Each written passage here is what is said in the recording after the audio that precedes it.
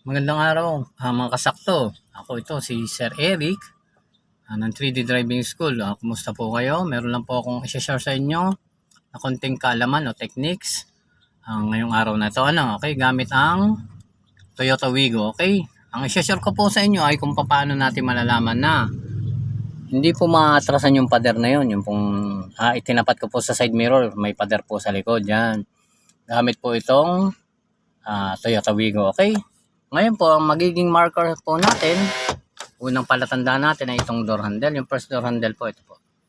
Yan po, yan, tinuturo ko pong yan ha. Bagay yung first door handle na yan, ito po, yan po yung magiging marker natin.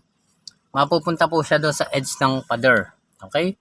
Mamaya po, ipakikita ko sa inyo yung layo pagka nandun na po yung first door handle. Sa ano lang po ito ha, sa hatchback, pwede po natin gawin okay? I-atras ko na po yung sasakyan at para makita natin. Okay? Siyempre, slowly lang po yung pag-atras natin. Lalagay po natin sa reverse po yung ating shifter.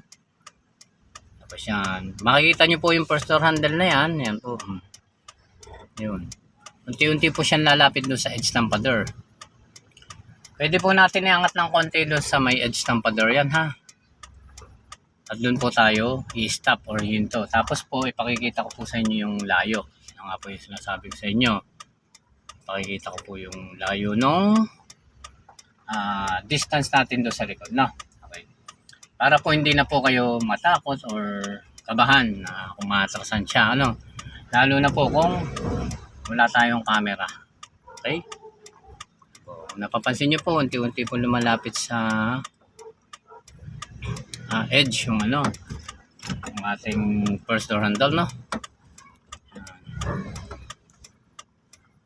yun, nandun na po siya kung titingnan po natin ngayon. Yan, nasa edge na po siya ng pader Yan po, sa dugtungan po ba sa pagitan po ng lupa at yung pader. Okay, ngayon po pwede pa po tayong ma-adjust yan kung magpaangatin lang po natin sa pader yung door handle.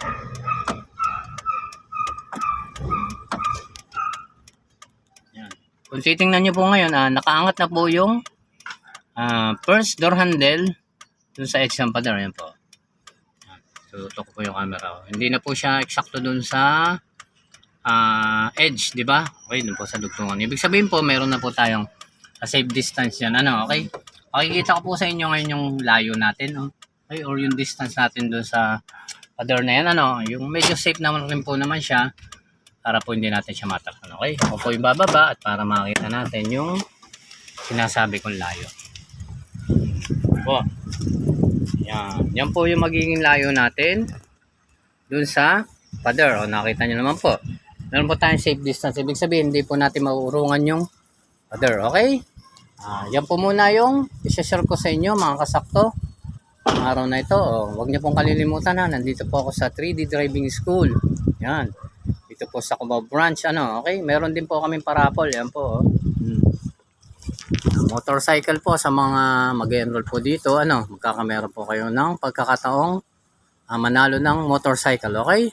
Ang raffle draw po niyan ay December 2024, ngayon December po okay? Pero bago po ako magpaalam, shout out ulit sa boss ko dito sa 3D Driving School kay Sir Jerome De Mayuga, okay? Ito po pala yung aming maneuvering site. Okay, yan po. Yan. Yan po ha. Kay Ma'am Apple Di Mayuga, siya pong boss dito.